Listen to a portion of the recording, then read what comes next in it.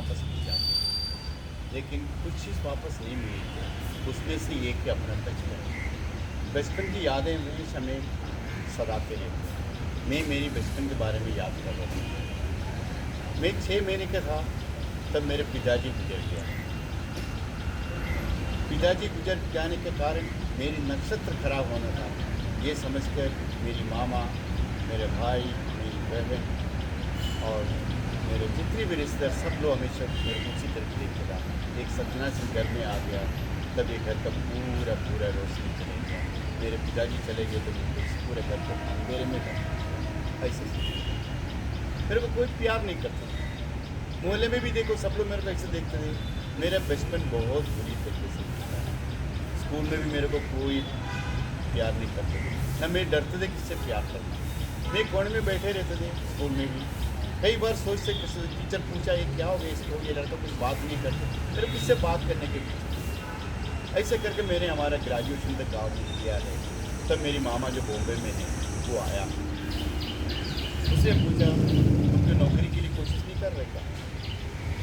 मैंने कुछ बोला नहीं, तुम चलो मेरे साथ बॉम्बे में मेरे को नौकरी दिलवा। ऐसे में मामा के साथ बॉम्बे आ। बॉम्बे में मैं मामा ने 1 महीने के अंदर मेरे को अच्छा नौकरी दिलवा दिया, वो भी गवर्नमेंट में एक अच्छा सरकारी नौकरी। मैं बहुत खुश हुआ था।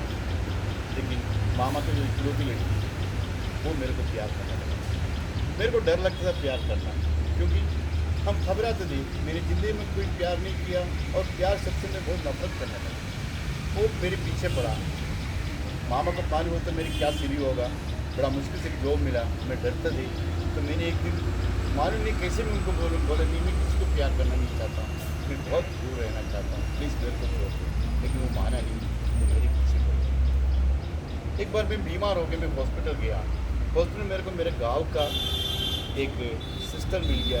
वो काफ़ी सीनियर है मेरे से, 10 साल बड़ी है। वो उधर का सीनियर सिस्टर का। वो मेरे गांव को होने से उनसे मेरा परिचय हो गया।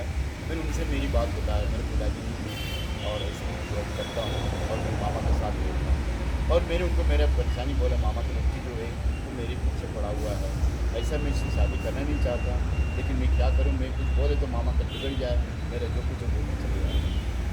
उससे बोले एक काम करो, मेरी दो छोटी बहन है, हम तीनों रहते हैं, एक रूम में तुमको दे देता हूँ, तुम उसमें एक पेइंग गेस्ट जैसे रहने के लिए आ जाओ। मैं उसके बाद मेरे को बहुत अच्छी लगा, मेरे गांव की है और अच्छी भी है, वो लोग क्रिश्चियन है और हम उनके घर में पेइंग गेस्ट जैसे रहते हैं। उस घर में सब लोग मेरे को प्यार करने लगा। उसकी बड़ी बहन तो मेरे को बिल्कुल एक सगा भाई जैसे मानती है, उससे छोटे वो भी बिल्कुल एक भाई जैसे मानती है। कुछ दिन चले गया, उसकी छोटी बहन जो ग्रेजुएशन कर रहा था वो मेरे को एक भाई जैसे मानने में इनकार कर रहा है, वो मेरे को प्यार करता है। हमने उनको समझाया, मैं इनको धोखा नहीं देना चाहता, आपकी बड़ी बहन है, वो मेरे को इतना इज्जत, मैं उसको बहुत इज्जत देता हूँ, बस हम हिंदू है, तुम क्रिश्चियन है, हम दोनों की शादी खत्म नहीं हो सकते, प्लीज़ हमें इससे पीछे होना चाहिए। तैयार नहीं, एक ही घर में रहना और उनको विराज करना तो मेरे लिए भी अच्छा नहीं। बस धीरे धीरे हम उसकी याद के साथ, लेकिन मैं उसको बहुत चाहता हूँ, उसकी नेचर बहुत है। मैंने एक साइकिल खरीदा और उसको कॉलेज में ले जाने लगा, वापस आने लगा। घर में किसी को नहीं मालूम है और उसने बोला हमारे बड़ी बहन को पता नहीं लगना चाहिए, जब तक हमारे पढ़ाई पूरा हो जाए तब तक ये बात हम दोनों के बीच में रहनी चाहिए। मैंने बहुत कोशिश किया, लेकिन कोशिश किया, हम दोनों एक दूसरे को बहुत करीब आ गए। हम उस घर में सबके लिए अच्छा है। बड़ा भाई, बड़ी बहन, उनकी बड़ी बहन तो मेरे को बिल्कुल सगा भाई जैसे, बहुत सारे उनको जिम्मेदारी मेरे को दिया है। उन बच्चों को ले जाना हो, वापस लाना हो, मार कर लेना, हर तरीके से घर का एक में एक ऐसा अटूट अंग बन गया। तो कभी मैंने सोचा नहीं उनसे मेरा रिलेशन खराब। मैं बहुत उसको इज्जत करती हूँ। एक दिन बड़ी बहन और उससे छोटी ये दोनों की बाहर गया, तब उस घर में मैं और मेरी लवर, हम दोनों फियांसी दोनों बाहर गए। थोड़ा बहुत फ्लिर्टिंग किया तो मेरी इच्छा बढ़ते गया। मैंने उसको और भी थोड़ा आगे बढ़ने के लिए प्रयास करते रहे, वो पीछे हटते गए, उसको मजबूर करने का प्रयास किया। तब उसने बोला देखो मैं आपकी हूँ, आपकी रहेगा, लेकिन एक औरत की सीमा से बाहर उसको खींच के लाना वो बहुत गलत है। एक बार वो सीमा से बाहर आ जाए फिर दोबारा उस सीमा में नहीं जा पाना। आप मेरे ऊपर इतना कर लीजिए, आपको विश्वास है और मैं भी आपको विश्वास करता हूँ, लेकिन इस तरीके से हरकत आगे मत करना। बस मैं फिर कभी उससे ऐसे हरकत करने का प्रयास नहीं। दूसरे महीने मेरा ट्रांसफ़र का ऑर्डर आ गया, मेरे को पूना ट्रांसफ़र। बस मैंने सोचा थोड़ी ज़्यादा दूर नहीं है, हफ्ते में एक दिन आ सकते मिल सकते हैं, या नहीं तो महीने में एक दिन आते मिल सकते हैं। ऐसा करके मैंने मेरी ट्रांसफ़र ले लिया और बस 1 साल और निकल जाए, क्योंकि 2 साल निकल चुका हम दोनों का प्यार था, एक दूसरे को बहुत चाहने लगा और एक दूसरे के दिल में से ऐसी हो गया हम कभी उसको दिल से निकाल नहीं सकते। मालूम नहीं जब भी हम उसको देखते मैं अपनी पत्नी जैसे उसको देखते, कभी मैंने ऐसे नहीं, एक लवर जैसे नहीं, इतना मेरे दिमाग में मेरी सब कुछ वो है, मेरा एजेंसी है, मेरा सब कुछ है, हम दोनों साथ में हैं, तो बहुत कुछ मैं सपनों में और मैं पुणे चले गया। उस समय पर कोई मोबाइल नहीं था, कुछ भी नहीं था, सिर्फ चिट्ठी में हम एक दूसरे को अपना बात कर सकते थे। वो मेरे को हर मंडे को चिट्ठी लिखता था, मेरे को वो बुधवार को मिलती चिट्ठी, मैं थर्सडे को चिट्ठी लिखते, उसको मंडे को मिलती।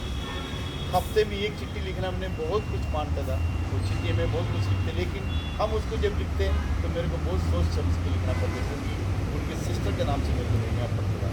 कोई भी चीज़ में भूल नहीं सकते, लेकिन दिल में बहुत कुछ दबा के रखते और मैं बस एक हफ्ते में उसकी चिट्ठी नहीं आया तो मेरे को बहुत परेशानी महसूस हो रहा था। मैं किससे बोलूँ, उससे कोई टेलीफोन या कुछ भी नहीं था। मैं काफ़ी परेशान हो गया, वेट किया, 10 दिन हो गए चिट्ठी नहीं आया। मैं अपने आप में बहुत बड़ा घबराहट होने लगा, क्या हो गया, मेरी सब कुछ गया, मैं प्यार करना ही नहीं चाहता। ये प्यार इतना बुरी चीज़ होती है, मेरे को गुस्सा भी आने लगा। मेरे को ऑफिस में भी कुछ ध्यान नहीं दिया, मेरे दोस्तों ने मुझे क्या हो गया आपको, हम बिल्कुल बेचैन हो रहे हैं। मैं किसको बोलना ही नहीं चाहता, मेरे बेचैनी क्या थी। मैंने मेरे दोस्त को बोला ऐसा ऐसा है, वो चिट्ठी नहीं, अरे आ जाएगा तुम समझ लो। मैं नींद नहीं आता रात को, रात दिन भर ऐसे। 3 दिन के बाद एक दिन छुट्टी था, छुट्टी के दिन मैंने ऑफिस किया तो मैंने देखा मेरे टेबल पर एक चिट्ठी पड़ा हुआ है। मेरे को ऐसा लगा उसका होगा, मैंने चाबी तो नहीं था, फिर भी मैंने एक डंडा से एक डंडा में एक ये लोहे का टुकड़ा लगा दिया, मैं धीरे धीरे करके मुझे चिट्ठी दी, उसी की चिट्ठी।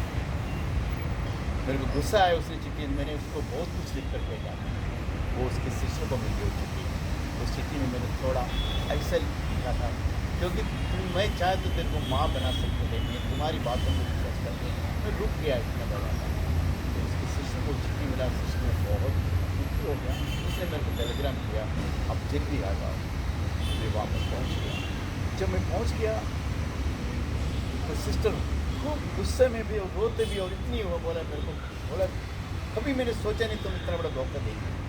हम ये गाँव के रहने वाले हैं और हिंदू और क्रिश्चियन, तुम्हें मालूम है गाँव में क्या होगा और क्या सोचते हो मेरे माँ बाप मेरे बारे में, मेरी उनने मेरी विश्वास को बहनों को भेजा है, और तुम्हारे माँ बाप क्या सोचते होगा, तुम्हारे पिताजी क्या मम्मी क्या सोचते होगा, तुम्हारे भाई लोग क्या सोचते होगा, क्या संभव है कि तुमने क्यों नहीं सोचा। तो उसने अपने बहन को बुलाया और बाइबल लाया, बाइबल में हाथ रखकर उससे कसम खिलाया हम इसको भाई नहीं मानेंगे। मैंने बोला मैं कसम नहीं खा सकता, मैं इसको बीवी मान चुका है, अब मैं इसको बहन नहीं मान सकता। उसको खूब गुस्सा आया, उसके बहन के ऊपर बहुत गुस्सा किया, मेरे ऊपर गुस्सा किया, अब निकल जाओ मेरे घर से, अंदर मेरे घर से करके मेरे को बहुत दुख को मेरे को गया वापस पुणे आ गया। मालूम नहीं मेरे को जीने का भी इच्छा नहीं। जब कोई ट्रेन आती तो मेरी इच्छा होती उसके सामने जाकर अपना खत्म करो। जब ऐसे होता मैं बैठ किसी तो क्यों मेरे क्यों ऐसे हुआ, मैंने कोई प्यार करना ही नहीं चाहता, जो प्यार मिला वो क्या बुरा किया, वो बहुत दुखी हो गया। मेरे दोस्तों ने मेरी हालत देखकर बहुत दुखी हुए। दोस्तों ने बोला कई मेरे को समझाने की कोशिश किया, अगर तुम उसकी बहन को, बड़ी बहन को तुम अपने बहन मानते तो उसको चीटिंग नहीं करना था, हो गया ठीक है, ऐसा होता ही, तुम उसकी बात मान लो, नहीं मान लो, तो क्या करना चाहते कुछ भी। उन्होंने मेरे लिए शादी का प्रपोजल लेकर आया, एक नया लड़की थी जो उन्होंने पहचान की अच्छे लड़की। उसकी माँ बाप को उसने बात किया, उसको लड़की को एक दिन लेकर आया मेरे पास, देखो ये तुम्हारी अच्छा जोड़ी है, अच्छी लड़की तुमसे बात तो कर लो। मेरे को बोला ठीक है मैं बात करके देखता हूँ। मैंने उनसे पूछा, देखो मैं एक प्यार करते थे, दूसरी शादी के ऐसे में देते थे, लेकिन शादी नहीं हुई। तो उसने क्या बोला था, शादी के पहले का प्यार और शादी के बाद का फर्क नहीं है। शादी के पहले तुम उनको प्यार करते थे, लेकिन शादी में तुम्हारी बीवी को तुम प्यार करोगे तो सब कुछ हो सकता है। तो सही लगा कि खबरें तो इतना सहन करने को तैयार हो उसको। मैंने सोचा वो मेरे बारे में गलत सोचते होगा, लेकिन उसने बोला शादी के पहले भी जो कुछ हो वो किससे पूछो ना, शादी के बाद अपनी ज़िंदगी शुरू करो, ये किससे प्यार कर वो असली ज़िंदगी है। सही में मैं भूल नहीं सकता, हम हमारे उनसे शादी हो गई, 25 साल हो गया, निकल गया मालूम नहीं। इतना अच्छा मेरे को धर्म पत्नी मिला, मेरा हर चीज़ को ख्याल करते थे। हमारा भी उनके साथ हो नहीं था, कभी झगड़ा नहीं हुआ, कभी कोई दुख नहीं हुआ, हम लोग ज़िंदगी बहुत अच्छे थे। बस 25 साल हुआ, मेरी बेटा है, वो मैं कभी MBA का एडमिशन करवाने के लिए हो गया। बॉम्बे में DY पाटिल कॉलेज में उसका इंटरव्यू देने के लिए आया था। वो इंटरव्यू के लिए अंदर गया, तब मेरे को एक पहचानी आवाज़ बाजू से आ रही। तो मैंने पलट के देखा, बाजू वाले कमरे में उसको देखा है, वो भी मेरे को तक अचानक छुप गया। आप? हाँ, मैंने मेरे बेटे के MBA का एडमिशन के लिए। आप? हाँ, मैंने मेरे बेटे का MBA का एडमिशन के लिए आया। आपका बेटा? हाँ, दोनों बेटा अंदर लेके आए हैं। हमने एक दूसरे से बहुत देर तक बात किया, तो उसने मेरे से एक ही बात पूछा, आपने तो मेरे को वेट क्यों नहीं किया? मैंने आपको इंतज़ार किया, आपको थोड़ा इंतज़ार करना है, मेरा पढ़ाई ख़त्म हो जाए तो ज़रूर मैं आऊँगा। लेकिन जो कुछ है भगवान ने सोचा वही हुआ। लेकिन मैंने हिंदू से शादी किया, दीदी की बात को मैंने माना नहीं था। हिंदू होता क्या हुआ, तो मैंने हिंदू से शादी किया, और मेरा बेटा 22 साल का है, वो भी मेरे शादी के 3 साल का उसकी शादी। बहुत सारे बातें किया, अभी भी हम एक दूसरे को भूल नहीं सकते, दोनों के दिल में है। लेकिन देखो कहाँ से कहाँ भगवान किस्मत में लाके बुला। उस दिन हम लोग एक तय किया, हम एक दूसरे को भूल नहीं सकते, तो सच है। ये सच्चाई को हम कितनी भी दबाव के बात सकते हैं। कैनवास के तरफ जो व्यक्ति पीछा है वो है प्यार, वो पहले प्यार था, वो कभी मिटा नहीं सकते, मिट नहीं सकते, नहीं मिटा नहीं सकते, वो मिटेगा। हम एक बात करें, हफ्ते में एक दिन हम एक दूसरे से बात करेंगे। तब तक हमारा मोबाइल भी आ चुका था, फ़ोन भी आ चुका था। बस आप सोचिए, पिछले 25 साल से हम एक दूसरे से लगातार बातें करते रहते मोबाइल से, लेकिन हम एक दूसरे से मिलने का प्रयास नहीं करते, क्योंकि दोनों को परिवार को बरकरार रखें। इसलिए मेरे उनसे बात जरूर करते, वो मेरे से बात करते। 4 महीने पहले मेरी बीवी गुजर गया, बच्चे भी अमेरिका गया, और वो अपना शादी हो गया, वो बड़ी खुशी थी। अब मैं अकेला, लेकिन हफ्ते में उसकी फ़ोन आ जाते, मैं उनसे बात करते। मैंने उनको बताया नहीं मेरी बीवी गुजर गया, मैं अकेला हूँ, बड़ा शादी से अकेलापन महसूस बहुत बुरा होता।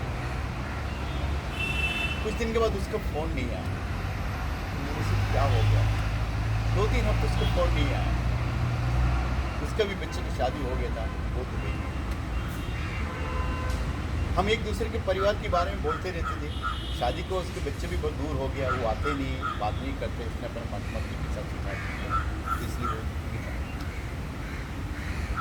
अब एक महीने उसका फ़ोन नहीं आया, तो मैंने 2-3 बार ट्राई किया, नहीं हुआ। उसके बाद पिछले मंगलवार को मैंने जो उसको फ़ोन किया तो उसने उठाया। मैंने बोला क्या हुआ, तुमको नहीं करा। बहुत देर तक उसकी आवाज़ नहीं आया। उसने बताया पिछले हफ्ते में मेरा हस्बैंड का डेथ हो गया, अपने अकेला हो। बस मैंने उनसे भी बोला आप निश्चिंत रहिए, मैं कल आ रहा हूँ। नहीं मत आना, नहीं मैं आऊँगी। मैं गया, उसको मिला और बोला बस आप अकेले नहीं, मैं होना आपको मिसेस, मेरी मिसेस 6 महीने दूसरे को गले मिला और बोले क्या करना है, अब आगे हम अकेले नहीं अपने एक साथ रहेंगे, क्या ज़िंदगी साथ जीने की बीती बातों को भूल जाओ, दूर तक दुख की बात मत सोचो, अपनी ज़िंदगी में कितनी खुशी की बात है उसको याद करो और आगे जो लेके जाएगा। अब हम